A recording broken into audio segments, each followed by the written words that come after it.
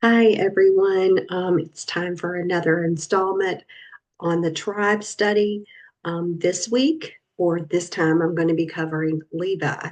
But before I do, I wanted to add an additional note. I forgot to mention on the last teaching for Shimon that I've been trying to tie in Brit who is an Orthodox Jewish organization, some of their findings. And they believe that, because Shimon is found scattered within Yehuda and amongst the 10 tribes, that a portion of the tribe of Shimon, he believes, this is Yair Davidi, believes was found in East England and Wales, Ireland, and Brittany of France, as well as amongst the Germans of Israelite descent who migrated to America. And Shimon was a minority everywhere he was throughout those places, Wales, Ireland, and even France. So, they don't find them in significant numbers. So I just wanted to mention that before I get into today's teaching. And today we're going to be looking at one of the most prominent of all of the tribes, and that is Levi. So, first, let's go into the naming. And we see the name of Levi coming in Genesis 29, verse 34. Levi is actually going to be the third son of Leah and Yaakov. Because remember, the first one we had Reuben, then we have Shimon. So in Genesis 29 and 34, it says, once more she, Leah, conceived and had a son.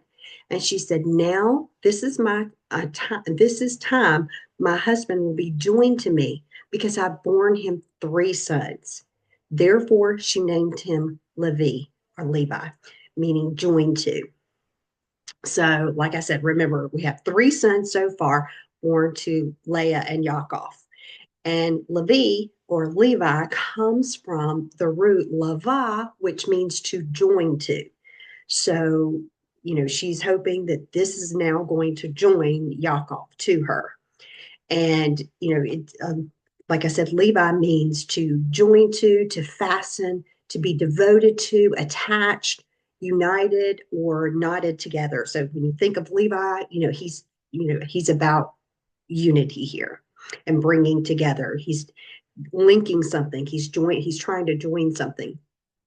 Now, Levi in Hebrew is written Lamed Vav Yod. Lamed Vav Yod. Lamed means learning or teaching. Vav is man. And you think about, the Vav is also the connector. So it is connecting heaven and earth. And then Yod is the Yud, the hand. It is when you have your hand, you're working or doing something. So when we look at Levi's name, we can see what he's called to do. He is going to be learning, but he's also going to be teaching. And he is the one, he's a man who is trying to connect heaven and earth. He is the one that's standing in the gap between heaven and earth. And his hand is about working or doing. Now, the outer letters of Levi is to teach and basically doing. Okay. So we've got to teach and to do to man in ways which he can connect to heaven and earth. That's what he's about. So, like I said, this is what Levi is to do. They are to join people to Yah. They're trying to attach people to Yah and his word. Now, what I also find interesting about Levi, is that Lev in Hebrew means heart. So it's interesting that Levi can also be read as my heart, because when we see that when you add the yod to the end, it makes it mine, possessive. So heart, my heart. So Levi is my heart. And we'll see that, Levi is the one that is to carry the children of Israel on their heart before Yah. So they are to have his heart and they are to be his heart and to have the people on their heart. So that leads us to the symbol of Levi. And because the Levites were the priest, The Kohanim, their symbol is actually the breastplate or the ephod. So let's go to Exodus chapter 28 and verse 15. It says, make a breastplate for judging, have it crafted by a skilled artisan. Make it like the work of the ritual vest. Make it of gold, blue, purple, and scarlet yarn, and finely woven linen. Now, if we skip on down to verse 29, I don't want to read all of this, but if we go down to verse 29, it says, Aaron, will carry the names of the sons of Israel on the breastplate for judging over his heart when he enters the holy place as a continual reminder before Yah. You are to put the Urim and the Thummim in the breastplate for judging, and they will be over Aaron's heart when he goes into the presence of Yah. Thus, Aaron will always have the means for making decisions for the people of Israel over his heart when he is in the presence of Yah. So, this ephod, this breastplate, is called the breastplate of judgment or Hoshen Mishpat. And this is because, the high priest, the Kohen Gadol, wore this when he went into the presence of Yah, and he was there to make atonement for Israel's sins.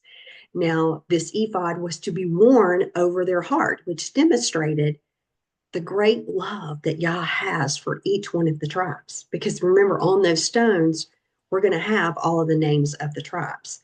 And it didn't matter if they sinned or they did evil or if they were good or holy, the Cohen carried them upon his heart, and he would go into that holy place and intercede. So the true Levite will always carry the ministry that Yah has given him on his heart. He's not going to be able to, lay it down at night, go to sleep and not be thinking about it. He's always thinking about it.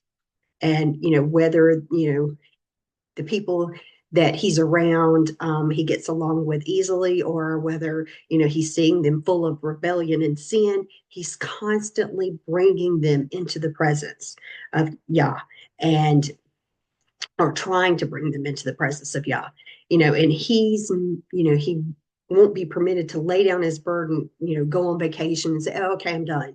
No, he's wherever he goes, he's always thinking about those people. He's always worrying about the people, interceding for them. So he's specially dedicated to Yah and to the people whom he's representing before Yah.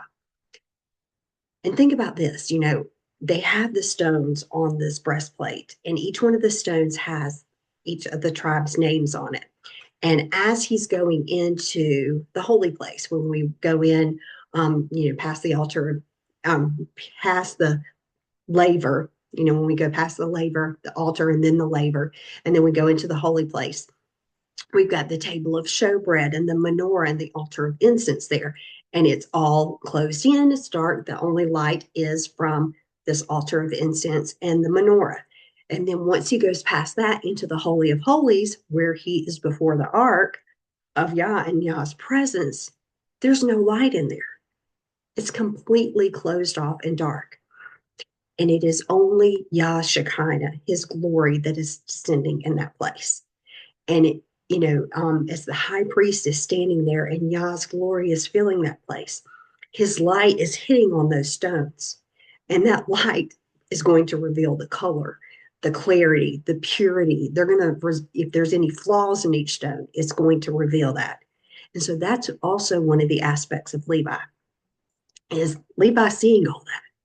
And you can't really seem to hide a lot from Levi. He sees everything, just as the priest is seeing that, he's seeing that color, he's seeing that clarity, he's seeing the flaws, and he notices those things. Now, I want to think about, just as the Levi offers sacrifices on behalf of Israel, the bride, think about Yeshua, our high priest. He offered a sacrifice for his bride. So there's a great parallel and picture in that. Now, continuing on, his gemstone. Of course, like I said earlier, in some of the other ones, there is a controversy over some of these stones and colors, as well as, as far as which constellations Masarot they are linked with. So this is one of those. And I may diverge from what some others believe. in Exodus 28, verse 17, we go back to the breastplate because this is where we're getting the stones from, and this is where we're getting the colors. So in verse 17, we have put it in settings of stones, 4 rows of stones, and the first row is to be a carnelian, a topaz, and an emerald. Okay, that's what the version I read right here says. Okay, I'm going to read it out of another version. Let me go there just a second. Sorry. So that was Exodus 28, verse 17. I'm going to read it this time out of the King James. It says, "And thou shalt set in its settings of these stones, even 4 rows of stones. The first row, it shall be a sardius, a topaz, and a carbuncle." Okay, this shall be the first row. So this is the third stone. This is the third sun. So we're looking at this one. So the King James says it's a carbuncle. The one I was reading called it an emerald. So a carbuncle is believed to be like a garnet. And in Latin, they're calling it the granatuum. I guess I'm not sure how you say that, but that's the word for pomegranate. So it's red based like a pomegranate. And they're saying, oh, well, the priest's garments have pomegranates on the skirt or around the hem of the garment. Okay. Now, the Hebrew word that is used here for this stone is actually baraketh. And it's listed as perhaps an emerald.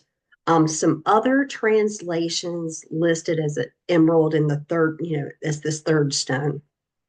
But when you look at baraketh, it's actually coming from the root barak, meaning lightning or bright. And after researching some, I think that this color is not really a green, but when we look at lightning or this brightness outside, it's sort of a yellowish color, like between a yellow and a white. When we're looking out at night and we see this lightning, even when kids are drawing it, a lot of times they'll make a yellow. And so I tend to think that Levi stone is actually more yellowish in color, like the bright light or the sun. Now, what I can find about the Barraquette is it's actually a metamorphic rock. And metamorphic rocks are the type of rock that's characterized by its ability to change in structure under pressure, heat, and they're able to, experience a transformation.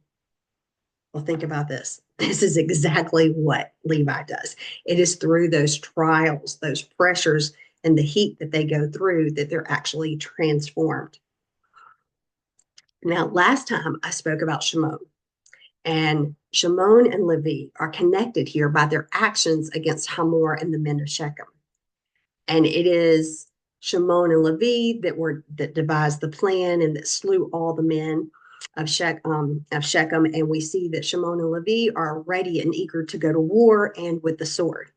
So let's go back and read that in the scriptures. So in Genesis chapter 34, verse 25. It was on the third day after the circumcision, when they were in pain, 2 of Yaakov's sons, Shimon and Levi, Dinah's brothers, took their swords, boldly descended on the city, and slaughtered all the males. They killed Hamor and Shechem, his son, with their swords. They took Dinah out of Shechem's house and left. Then the sons of Yaakov entered over the dead bodies of those who had been slaughtered and plundered the city in reprisal for defiling their sister. They took their flocks, cattle, donkeys, and everything else, whether in the city or in the field, everything they owned. Their children and their wives they took captive, and they looted whatever was in their houses. But Yaakov said to Shimon and Levi, "You have caused me trouble by making me stink in the opinion of the local inhabitants, the Canaanite and the Perizzite. And since I don't have many people, they'll align themselves together against me and attack me, and I will be destroyed, I and my household." And they replied, "Should we let our sister be treated like a whore?" So Shimon and Levi let their anger make them into a killer. Now, notice what Yaakov says in verse 30. He says, "You're making a stench in my house." So when we act in anger and deceit and haste, we cause a stench in the house of God. And, this is a great learning opportunity, especially for Levites, is to make sure that they're controlling that anger and not being deceitful. And of course, as a result of their actions, they're actually joined together in Yaakov's blessing. So when we look at Yaakov's blessing in Genesis 49 and verse 5, it says, Shimon and Levi are brothers, related by weapons of violence. Let me not enter their counsel. Let not my honor not be connected with their people. For in their anger they killed men, and at their whim they maimed cattle. Cursed be their anger, for it has been fierce, their fury, for it has been cruel. I will divide them in Yaakov and scatter them in Israel. So Shimon and Levi are called instruments of cruelty or weapons of violence. And just like Shimon, the Levites must guard not to be cruel in a moment of anger. So think about, these people, people who, when they get angry, they get cruel. They can say harsh things. And that's something that, that can be Shimon, but it also can be Levi. Now, notice that Yaakov is expressing that it was not godly righteousness here that Levi and Shimon were carrying out. It was actually their anger. And they were acting in their own self-will and their own secret assembly. And so Levi and Shimon especially must be careful in their relationship with each other. They can make trouble, especially if the Ruach is not guiding their lives. And Yaakov even says he didn't want to be a part of their council. And so, we have to be careful that we don't agree with unrighteous counsel. And he even says, that his honor can't be united with that. And then, your honor can't be united with someone else's dishonor or violence or cruelty, even if it's done for a righteous case. Now, Yaakov in verse 7 curses the spirit of anger in Levi. Now, notice he doesn't curse Levi and Shimon. It's the same. He curses the spirit of anger in him. It's the same as Yah hating the sin and not the sinner. So think about, this with Reuben. We talked about Reuben. Reuben's, sin was a passion of lust. He slept with his, father's concubine.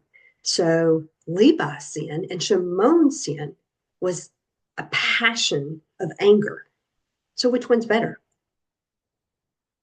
Neither. They're both sin.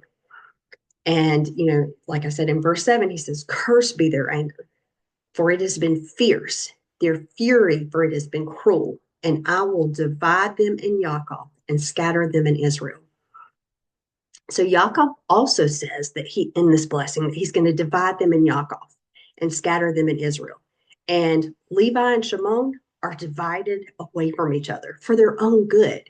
Now, that doesn't mean that they're not brothers and they don't get along with each other. It just means that, yeah, we love each other, but we have to separate. In order to have deliverance, sometimes we need to separate from certain people. And that's what happened. Until, they are really delivered, Levites are immature and they can be judging because you can't hide things from them. They're seeing things and they're going to tend to be judgmental. Now, let's look at the sons of Levi. In Genesis 46 and verse 11, the sons of Levi are Gershon, Kahat, and Merari. And so these three sons are all Levites. And each one of them is given a specific role in the Mishkan or tabernacle, as seen in Numbers 4. And each one of these families are going to be given a specific job. So let's look at that because this is going to come up pretty important. Numbers chapter 4, and I'm going to go down to verse 15.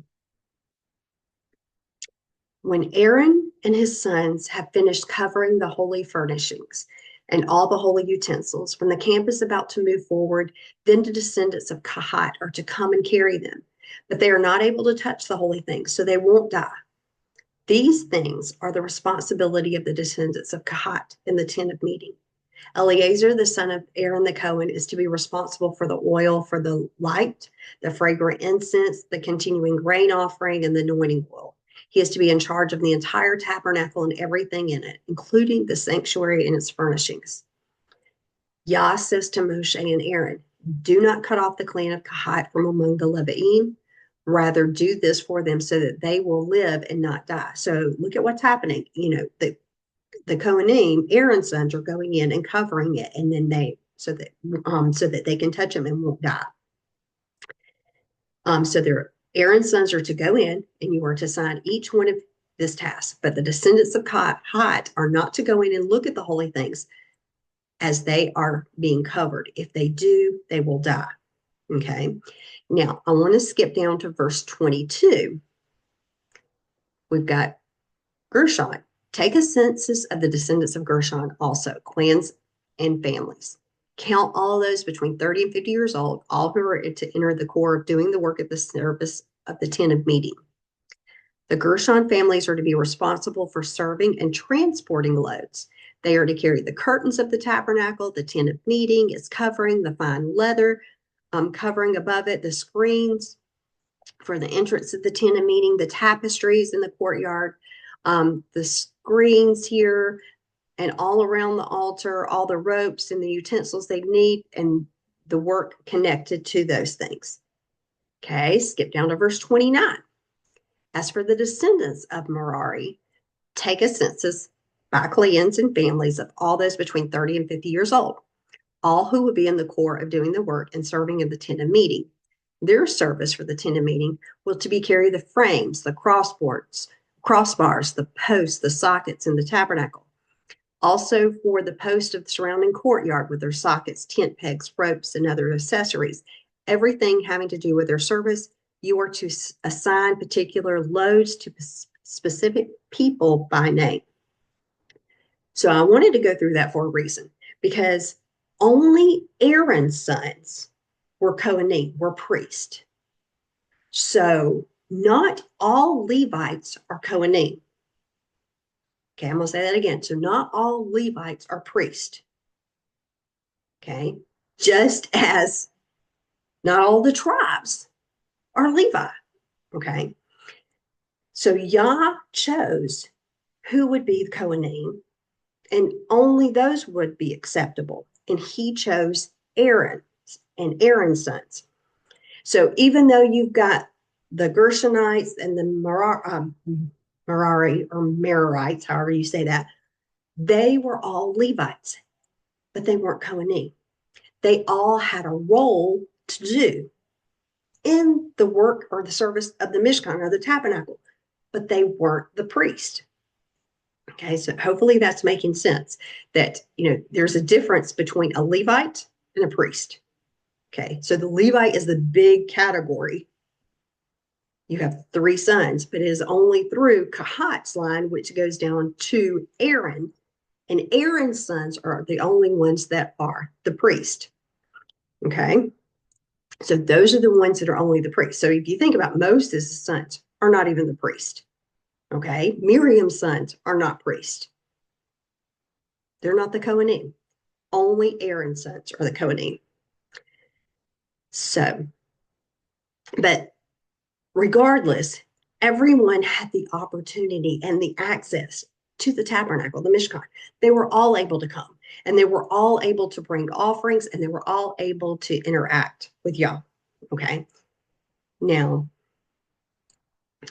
thinking about Moses, Aaron, and Miriam, they were all Levites. But like I said, Aaron and his sons were Kohanim, and we can see that in 1 Chronicles 6:34. That's just one place that lists out about Aaron being the Kohanim and then his sons and how it goes down. But I want to think about Levites in general, okay? Not just the priest, but we see Moshe as an example, a great example of a Levite. We know a lot about Moshe's life. So I want to look at a little bit about his life. And one of the things that sticks out about Levi is his anger. So let's go to Exodus chapter 2 and verse 11. One day, when Moshe was a grown man, he went out to visit his kinsmen. This is, when he was raised by Pharaoh's daughter, and he watched them struggling at forced labor. And he saw an Egyptian strike a Hebrew, one of his kinsmen. And he looked this way and that. And when he saw that no one was around, he killed the Egyptian and hid his body in the sand. Okay, so we can definitely see Moshe's anger coming to play here. He saw the Egyptian strike this Hebrew, looked around, and then he killed the Egyptian and he buried his body in the sand. Now, let's go over to chapter 32 of Exodus. And I'm going to start in verse 15. Moshe turned and went down the mountain with 2 tablets of the testimony in his hand. So Moshe's coming down Mount Sinai. And the tablets were inscribed on both sides, on the front and on the back. And the tablets were the work of Yah.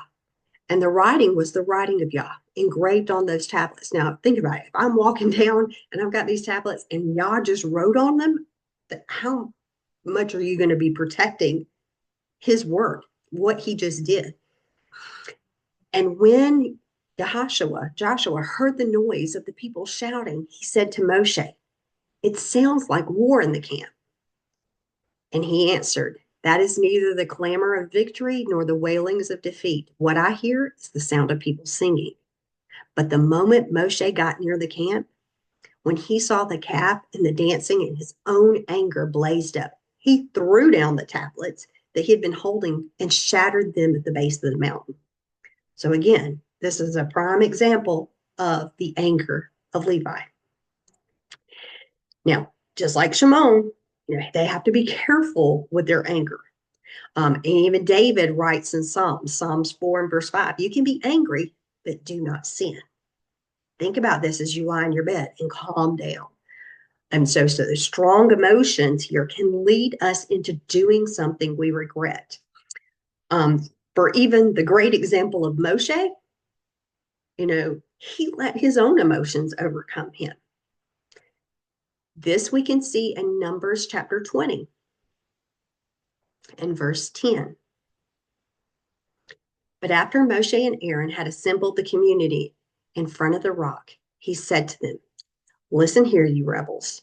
Are we supposed to bring water from this rock?" The people are complaining. They're thirsty. And then Moshe raised his hand and hit the rock twice with the staff. And water flowed out in abundance, and the community and the livestock drank. But Yah said to Moshe and Aaron, "Because you did not trust in me, so as to cause me to be regarded as holy by the people of Israel, you will not bring this community into the land that I've given them." This is Meribah spring, or where the people of Israel disputed with Yah. And he also caused them to be regarded as holy by them. So here we see a prime example of Moshe. Yes, he disobeyed because why? His anger. He was so angry and his emotions overcame him. And so Moshe was called for the deliverance of the Israelites. But you have to come to a place of absolute surrender. And to mature, all Levites must really surrender to Yah. And Levites are very important because of their temple work. They are working for Yah.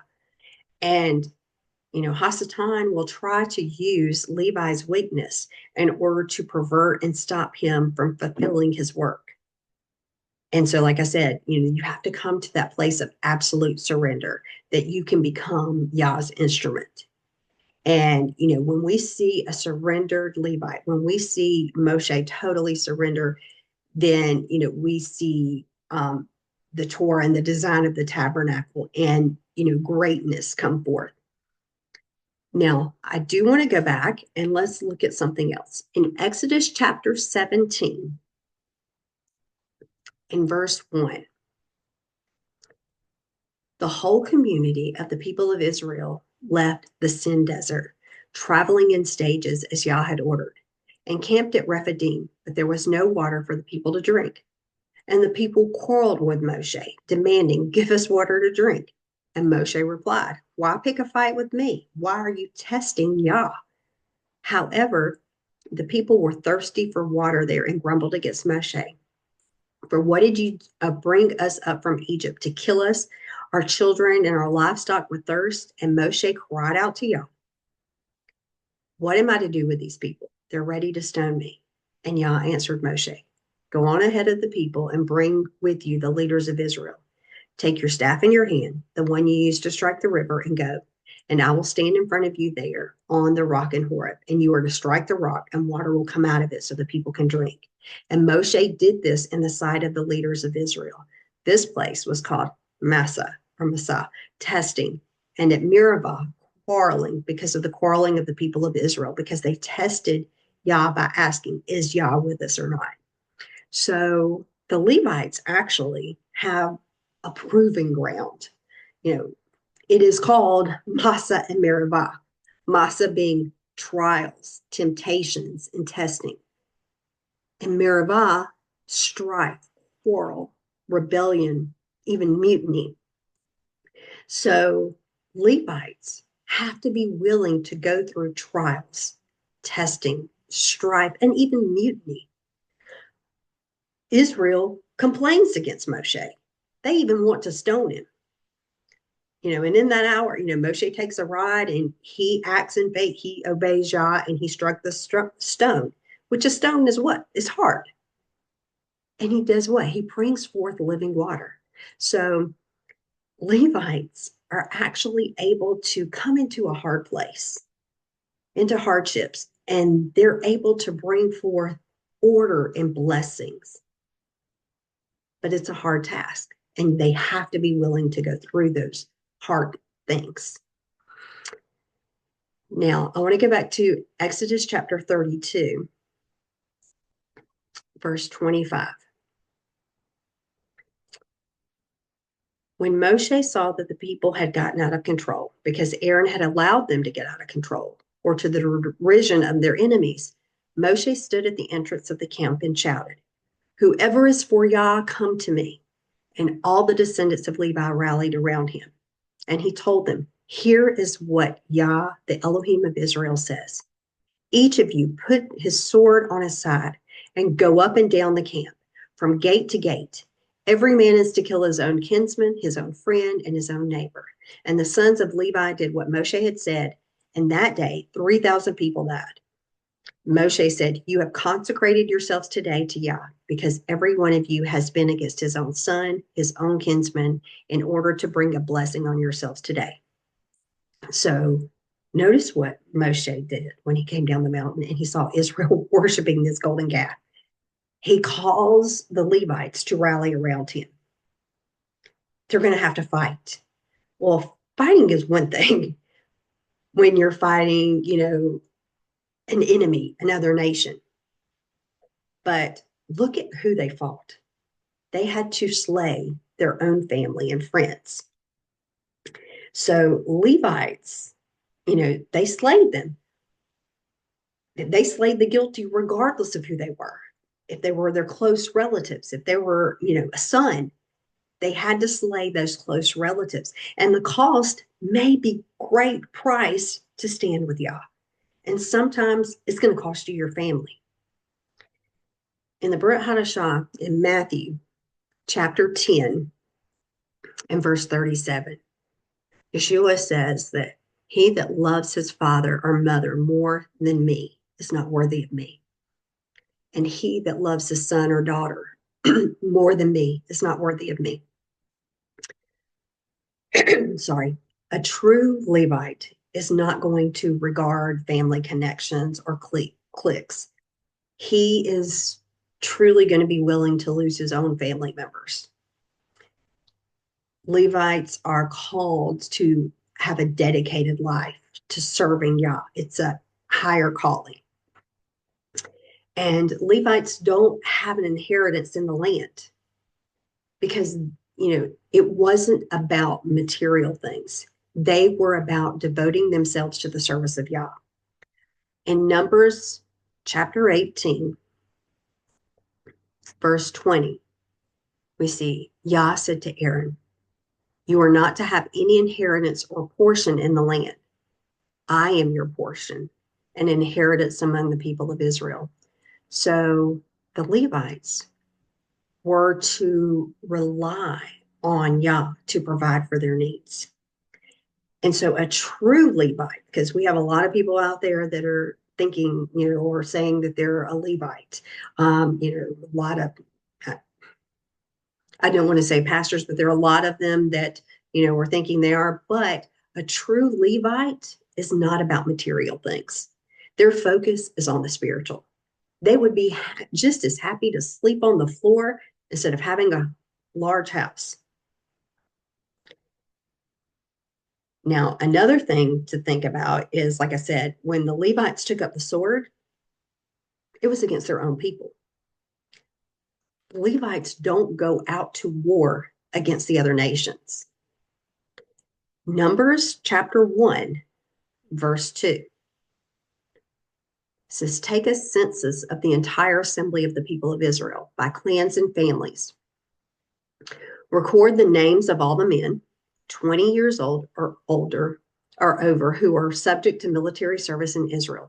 You and Aaron are to enumerate them company by company. Now skip on down to verse 47. But those who were of the Levi'im, according to the clan of their fathers, were not counted in this census, because Yah had told Moshe, do not include the clan of Levi when you take the census of people of Israel. They're not going out to war, because this census is for the ones who are going to military service. So the Levites didn't go out and fight the nations. They didn't fight with a literal sword in battle. Now, I'll back that up.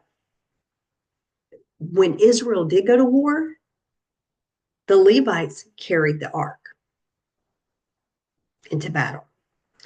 So, in other words, they're carrying the ark. They're doing a spiritual battle. They're the ones that are there carrying that burden of the ark of Yah, and they're interceding. So these Levites, they have a great responsibility. They're the ones who are, carrying the tabernacle. They're the ones who are touching these holy things. But they're also serving in the temple as gatekeepers. They're the ones who were the guards. They were the ones who were singing in the choirs.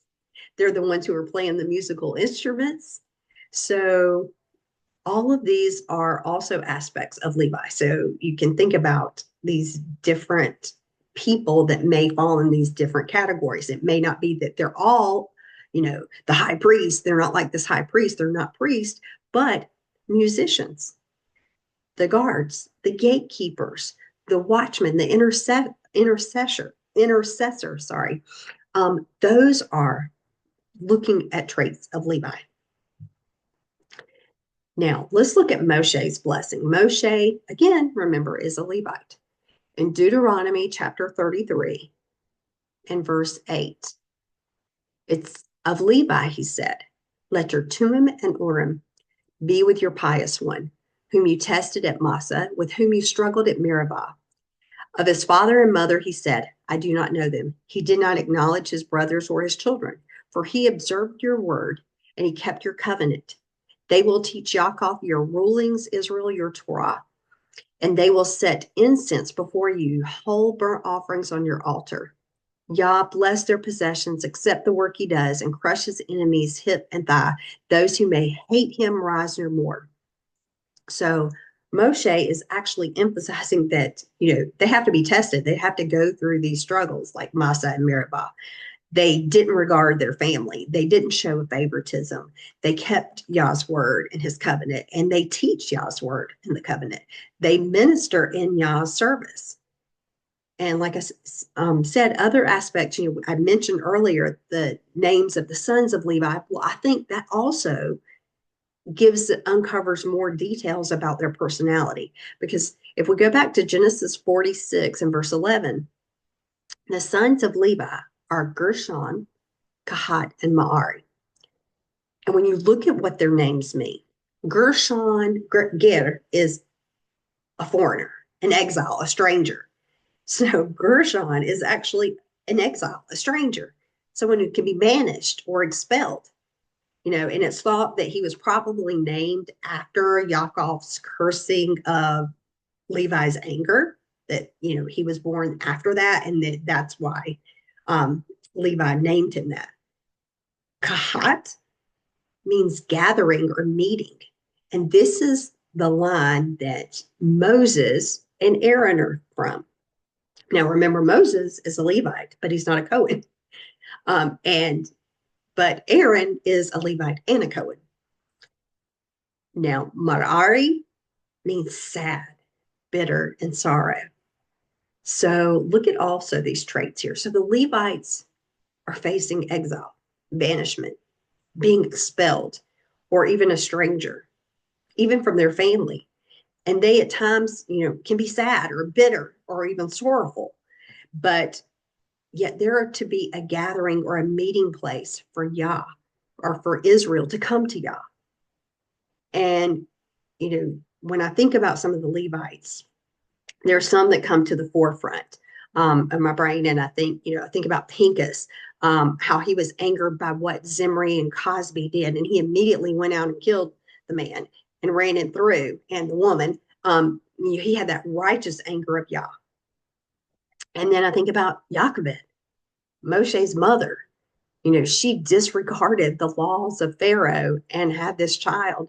And, she lived by her own law, the law of her heart, like any true Levite should, that Yah's laws greater than whatever the laws of the world are. Aaron, who was the high priest. But then again, he also allowed the Israelites to pressure him into making this golden calf, and thus turning to idolatry. So that's also, something they have to be careful about. Even Korach, who rebelled against Moshe's authority, he was a Levite. And so Levites also have to be careful in thinking that they're more than what Yah called them to be. Korach was a Levite, but he wasn't a Cohen. And he wanted to be priest. And so he was envious of that role. He thought, well, I'm set apart too, and that should be mine. And so that envy was an issue. Now, with those said, then again, people, I think, sometimes often miss the big ones that we see in Scripture. And then we don't think about these sometimes as being Levites. The Pharisees and the Sadducees were Levites. They were the ones teaching Torah to the people. Let's go to the Brit Hadashah. Let's go to Luke chapter 4, verse 16. It says, now when he went to Nazareth, talking about Yeshua, where he had been brought up, on Shabbat he went to the synagogue as usual, and he stood up to read. And he was given the scroll of the prophet of Yeshayahu. And unrolling the scroll, he found the place where it was written, the Spirit of Yah is upon me. Therefore, he has anointed me to announce good news to the poor. He has sent me to proclaim freedom for the imprisoned and renewed sight for the blind, to release those who have been crushed, to proclaim a year of favor for Yah. And after closing the scroll and returning it to the Shamash, he sat down. And the eyes of everyone in the synagogue were fixed upon him. And he started to speak to them. Today, as you have heard it read, this passage of the Tanakh was fulfilled. And everyone was speaking well of him and marveling at such appealing words that were coming from his mouth. They were even asking, can this be Joseph's son? And then Yeshua said to them, no doubt you will quote this proverb, doctor, cure yourself. We've heard about all the things that you've been going on over in Kafar Nahum. Now do them here in your hometown. Yes, he said, I will tell you that no prophet is accepted in his hometown. It's true. I'm telling you, when Eliyahu was in Israel and the sky was sealed shut for 3.5 years, so that the land suffered a severe famine and there were many widows. But Eliyahu was sent to none of them, only to a widow in Zarephath in the land of Zidon. Also there were many people with Zaharat, in Israel during that time. And Zaharat, it's translated a lot of times as leprosy, but it's not really leprosy. It's more of a spiritual condition. Um, but it manifests like leprosy.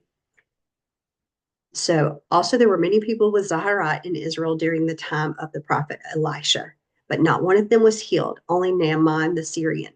And on hearing this, everyone in the synagogue was filled with fury.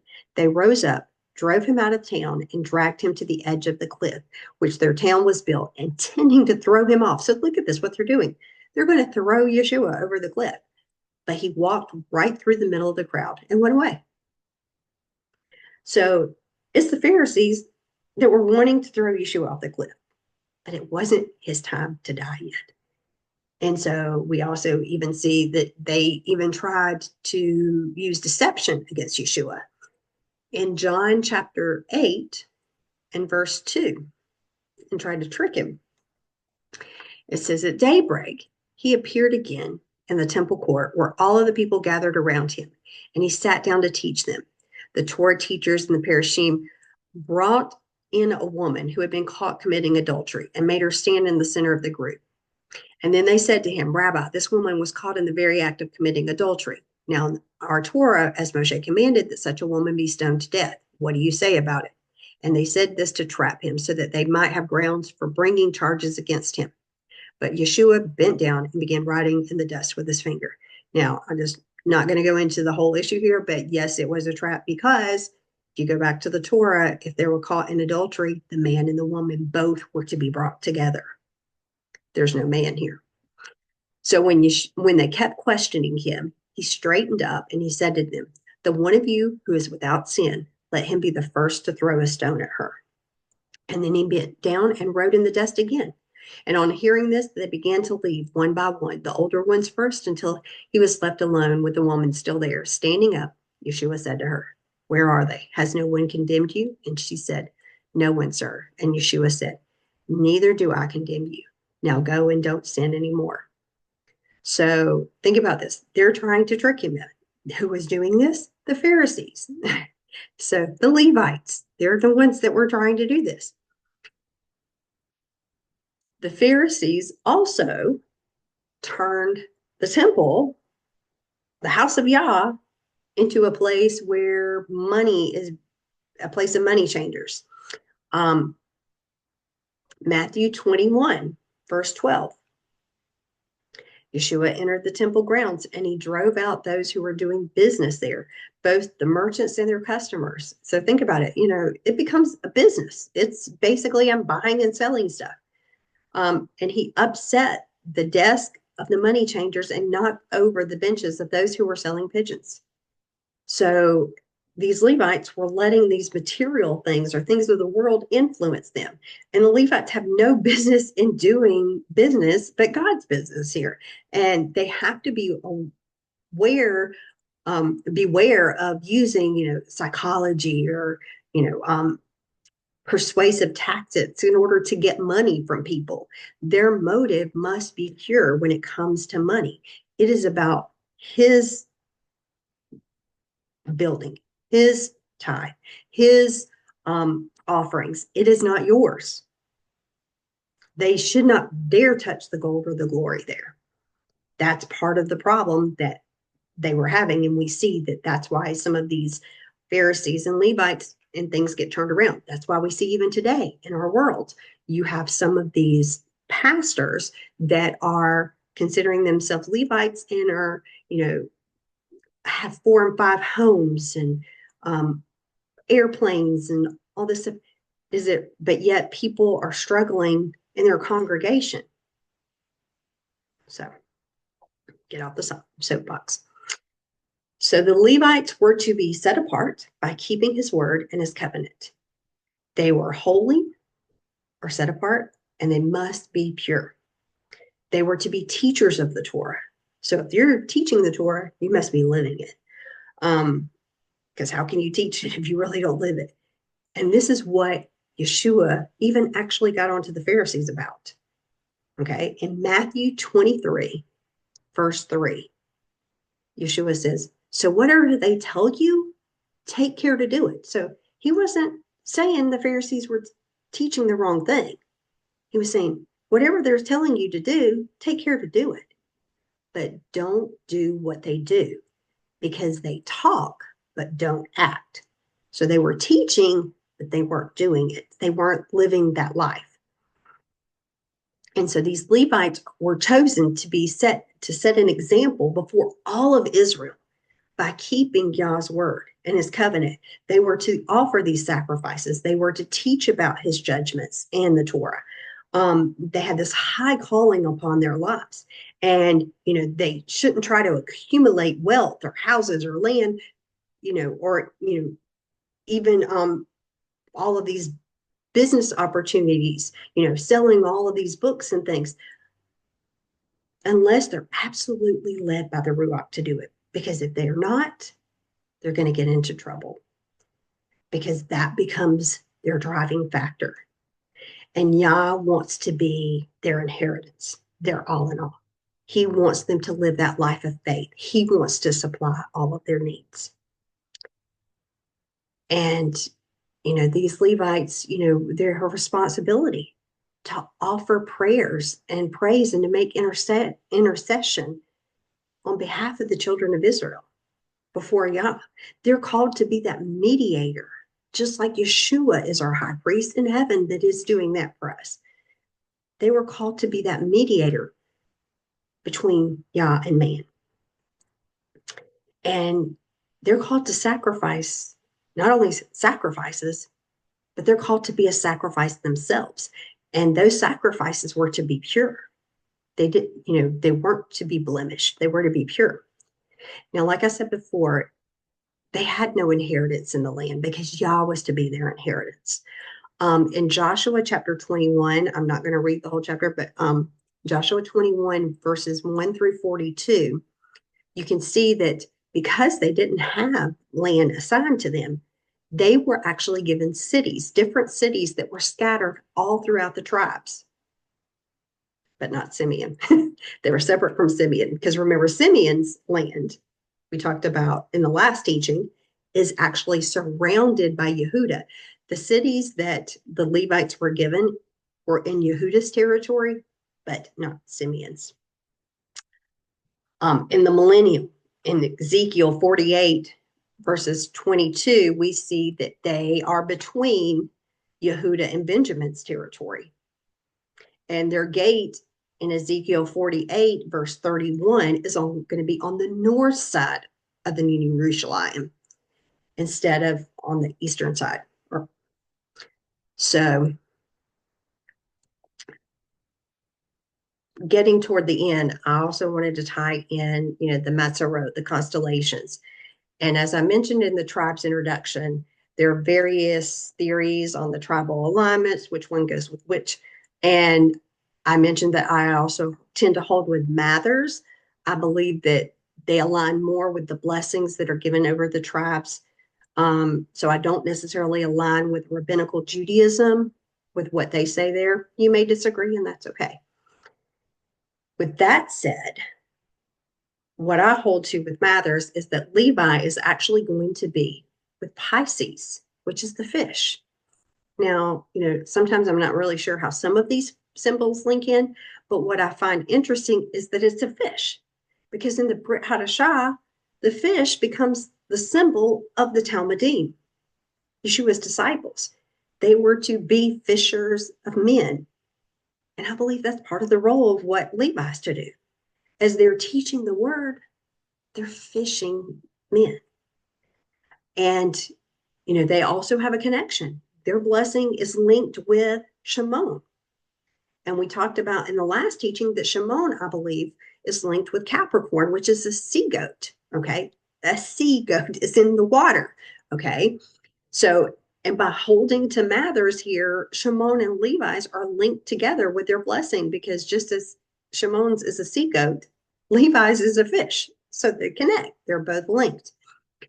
Now, just like I said, I wanted to link in with Brit Yair Davidi, what he says about tracking the tribes. And, just like we talked about Shimon and Levi were brothers, And the blessing says that they were destined to be divided in Yaakov and that they were going to be scattered throughout Israel.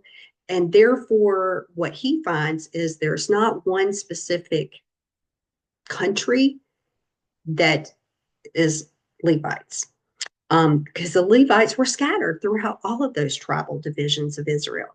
And some of them were also taken in captivity when the 10 northern tribes were taken into by the Assyrians. Now, many of the Levites actually fled back to Yehuda's territory in Benjamin, back to Jerusalem before the 10 tribes were exiled. Okay, and that's actually Second Chronicles 11, 13, and 14. So you can see some of those happening there. But one other thing that Yair Davidi mentions is that the name Levi seems to reoccur in some family names like Levinson and even Lewis. And we know that the priestly line, to which Aaron belonged to, Aaron and his sons, was the Cohen. So Cohens, we can also see that. And so you're going to find Levites scattered amongst all of those nations, I believe. Now, just to summarize those strengths and weaknesses that I've talked about, the strengths, Levites will carry the ministry that Yah has given them upon their heart. They're going to think about it all the time. They can't really get away from it. It's on them when if they go on vacation or going somewhere with their family. It's all about Yah, and they're especially dedicated to Yah. And a lot of times we'll see they have great discernment because these priests will go in and they could see all the flaws. You couldn't really hide things from them. And when they're mature, they're these holy vessels for Yah. They tend to be problem solvers. They, have the ability to stand in a hard place, a place of strife and trials, and bring life and order to it. When they're obedient to the will of Yah, then they don't regard family connections. They don't form cliques. They're, friendly. They're outgoing. They have this gift of understanding and even teaching. They live this life of prayer and praise. They're intercessors. They're called to, mediate between God and man. And, you call on them to pray and they're going to pray right then and there, and they're going to keep praying and they're going to keep coming back to you and asking you about your prayer, how that went. A lot of times they're great leaders. They must be willing to sacrifice for Yah. And that's a hard one. They have to be willing to sacrifice it to be really mature. They're faithful. They have this great compassion for Israel. And like I said, they're community oriented. They're not loners. So those are the strengths. Now think about their weaknesses. And like I've said in the other teachings before, I think it's their weaknesses that really identify the person. And I said before, I think all of us have a little bit of these characteristics in us, but overwhelmingly, you're going to see one of these apply to you.